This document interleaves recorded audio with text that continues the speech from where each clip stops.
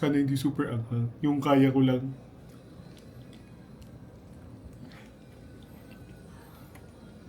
Sarap guys. Yan. Meron na palang ganito ang Burger King. Yung angriest range. Syempre, extra long chicken kasi di naman ako pwede sa beef.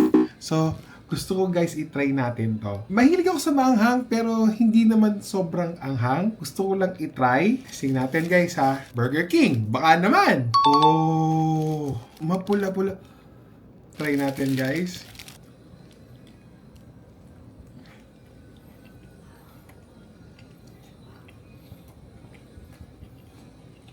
Sarap guys. Ayun o, yun yung loob. And parang mapula-pula yung bun niya. Hindi siya super anghang. For me ha, for me. Hindi siya super anghang. Guys, try nyo. Sarap.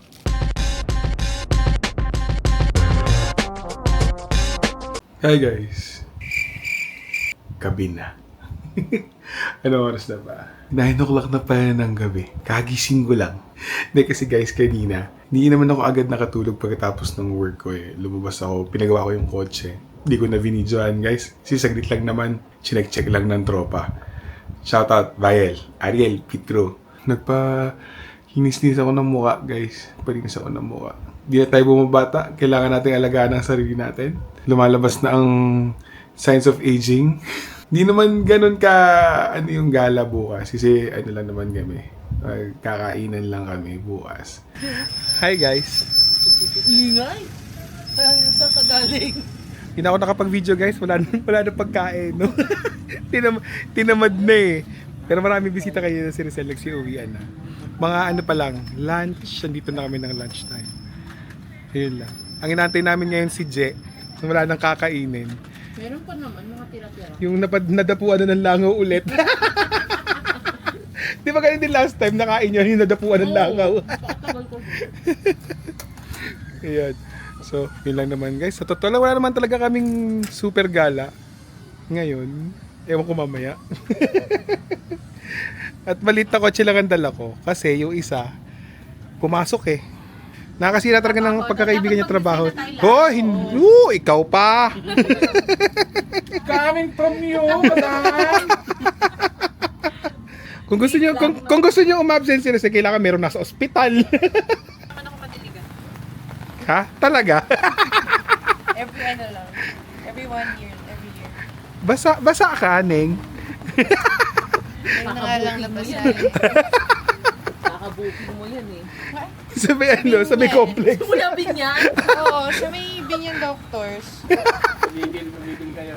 Hindi.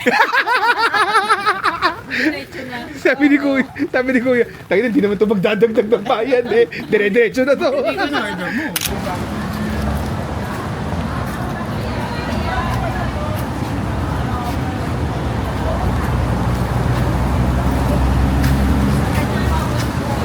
Fries na lang.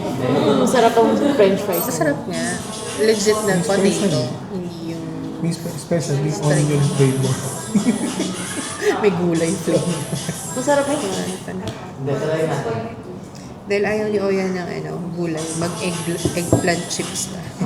Hindi rito nakain ng talo. Marami macchiato. Yes po. Ano yung ano? Cookie Monster, French vanilla, hot chocolate. Complete order lang. Sir, Ito po yung Cookie Monster. Ano ko ng tatlo kami fork. Cut fork. Tatlong fork. Okay lang po ba ng disposable nila? So, hi guys, nakauwi na ako.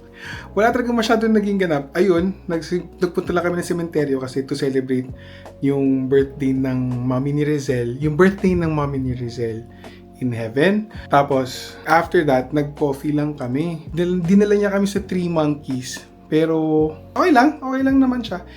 Siyempre, hindi lahat ng drinks okay. Sa panlasa ko guys ha. Tapos, yung food nila, for the price, it's fine. Sa panlasa ko, medyo. Yun lang, tapos nagkikwentuhan kami, nagkakasiyahan. Ako lang naman, ako, si Je, si Rizal, tsaka si Don, kaming apat lang. Si Badet, sumabay na kasi siya pa uwi kay Jason. Kasi si Jason may pasok pa siya ng 2 o'clock. Hindi na namin nakasama si Bad, hindi na namin kasama si Jason. Kaming apat na nga lang. Tapos biglang, nag-message yung nanay ko, naglalambing. Pasundo daw siya. Kasi naulan. Nasa Southwoods Mall kasi siya. Kasama si Ate Doy, nag-grocery daw sila. Wala daw silang payong, kasi daw mag-tricycle sila. Naglalambing. Ayun, siya sinundo ko na. Hindi ko na binidyo guys, kasi mabilis lang naman. Kasi little sinundo lang talaga namin si Mami tsaka si Ate Doy. Nakita nyo naman si Ate Doy yung kasama namin, isa sa kasama namin sa bahay. Wala talaga kasi medyo nagpapahinga lang. Hindi kami masyadong nagganap talaga ngayong week na to. Kasi nga, may lakad kami next week. Makikita nyo guys, punta kami sa malamig na lugar. Actually, first time lang ulit ni Mami makakagala. Simula nung nagbabakasyon si Mami dito, hindi talaga kasi kami nagbabakasyon. Kasi, ang nanay ko, mag-Starbucks lang, mag-grocery lang, masaya na yan.